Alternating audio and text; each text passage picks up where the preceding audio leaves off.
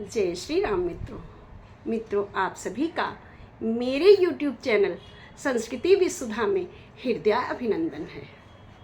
मित्रों, सुन रहे हैं रामचरितमानस का राम रावण युद्ध प्रसंग।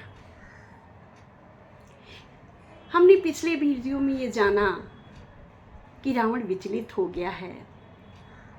आइए जानते हैं कुंभकर्ण कौन है। इसको सुनने से पहले मेरे चैनल को लाइक, शेयर एंड सब्सक्राइब अवश्य करें। मित्रों, आप सभी से ही यह एक उम्मीद है, एक आशा है कि आप सभी अपना सहयोग दे करके इस रामचरितमानस का प्रचार प्रसार अवश्य करेंगे। तो इसे करने हेतु मेरे चैनल को लाइक, शेयर एंड सब्सक्राइब अवश्य कर दें। मित्रों, पिछले वीडियो में मैंने ये कहा कि कुंभकर्ण कौन था। तो जानते हैं कुंभकर्ण कौन था। मित्रों, पूर्व जन्म में, इससे पहले के जन्म में, जब सत्ययुग था तो हिरण्याक्ष और हिरण्याकश्यप नाम के अत्यंत महाबली राजा थे, असुर थे, असुर राज थे। तो रावण, इस हिरण्याकश्यप इस जन्म में रावण के रूप में अवतरित हुआ था और हिरण्याकश्यप का छोटा भाई हिरण्याक्ष कुंभकर्ण के रूप में जन्मा था।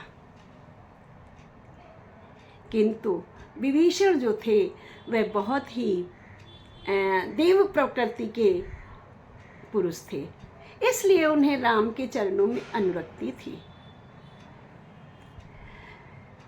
इन तीनों ने घोर तपस्या की बाल्यकाल में। ये तीनों महर्षि विश्वेश्रवा के पुत्र थे। संयोगवश विश्वेश्रवा एक राक्षसी के रूप सौंदर्य में मोहित हो गए थे, कैकसी नाम की। और कैकसी ने उन्हें अपने रूप सौंदर्य में फंसा लिया था। उन्हें उनके साथ वरण करना पड़ा था। बाल्यकाल में ही इन तीनों भाइयों ने अत्यंत कठिन तपस्या की थी ब्रह्मा जी की, और ब्रह्मदेव प्रसन्न हो गए थे। तीनों से कहा था वरदान मांगो। रावण ने ये बोला कि हे ब्रह्मदेव, यदि मुझ पर प्रसन्न हैं तो मुझे त्रिलोक विजेता बना दे। मैं किसी के हाथों से मारा ना जाऊं, ना मानवों के हाथों से, ना असुर के हाथों से। और देवता तो मुझे मार ही नहीं सकते, क्योंकि वो दयालु होते हैं, उनको मैं बंदी बना ही लूंगा।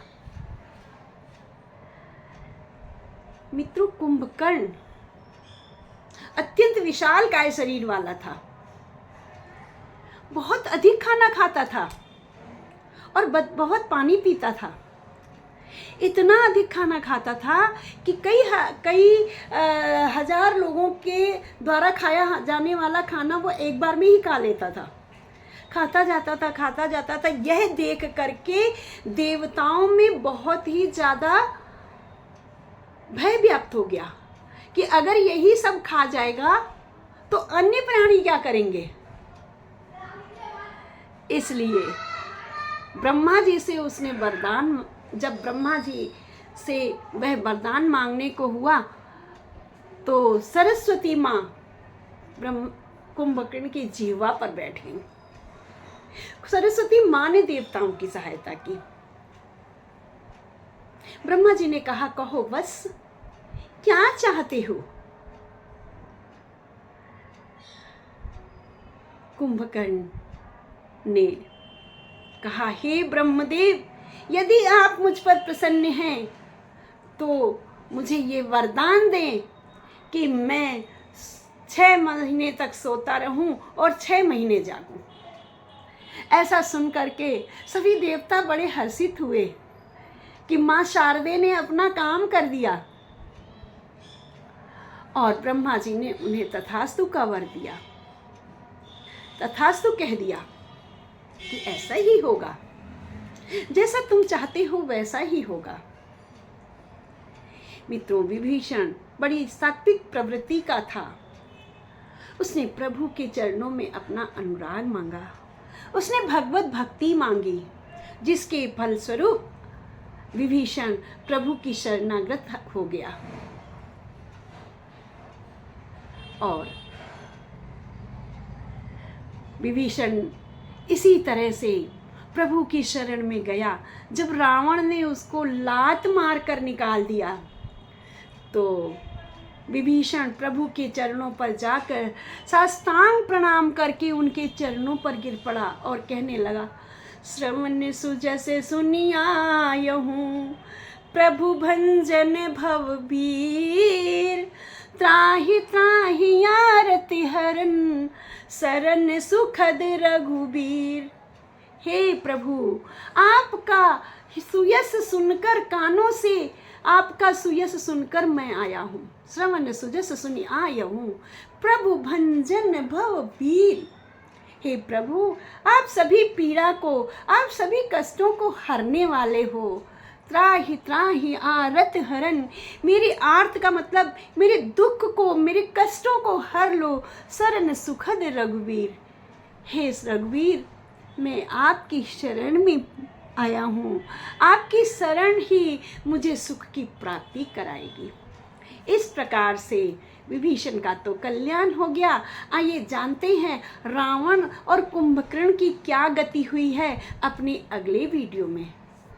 कुंभकर्ण को जगाने के लिए रावण जाता है तो क्या होता है मित्रों, आइए जानते अपने अगले वीडियो में।